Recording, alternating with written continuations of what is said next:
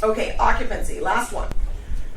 Okay, we talked about all of the different ways that we can get a loan, the things that we need to do, the things that we need to verify, all of that stuff, okay? So since Mortgage Meltdown, they have put all of these rules together to minimize fraud in all of these different ways. But what's the one thing that is still extremely fraudulent?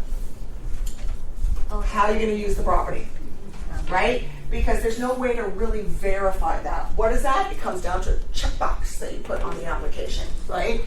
So, and what do people know? If I'm a first-time home buyer, I can get 0 down payment, this, and get good interest rates. If I'm an investor, I have to pay more. If the interest rate is going to be higher, they're going to require reserves, they're going to do all of this stuff. So because of that, there is a big incentivication to perform occupancy fraud, to say, I'm going to live there and then make arrangements elsewhere. What people do not know is that the lenders do check. They've got a number of different ways to check. The first way that they check is bounced mail. The mail comes back, right? The other way that they're going to check is with the state. Where is your property tax bills going, right? Because if you were living in the house, your property tax bill would be going to the house. If you're not living in the house, it's going somewhere else. Very few people will buy a property, have a tenant in it, and then just let all their personal mail go there, right? Because the tenant's going to open up and do weird stuff. So because of that, they will have all those different checks. And if some of that stuff starts to come back negatively, they will send someone to knock on your door. They will send someone to knock on your door. Because they do want to make sure that you are not putting them, the lender, in a position where they could lose.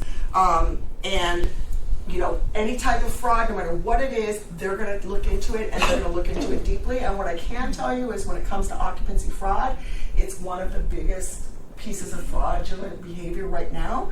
And because it is just the checkbox on the application, so all the lenders are very in tune to it. They're very in tune to it. If you take on an investment property, we don't care where the mail goes. We don't care any of that stuff. Why?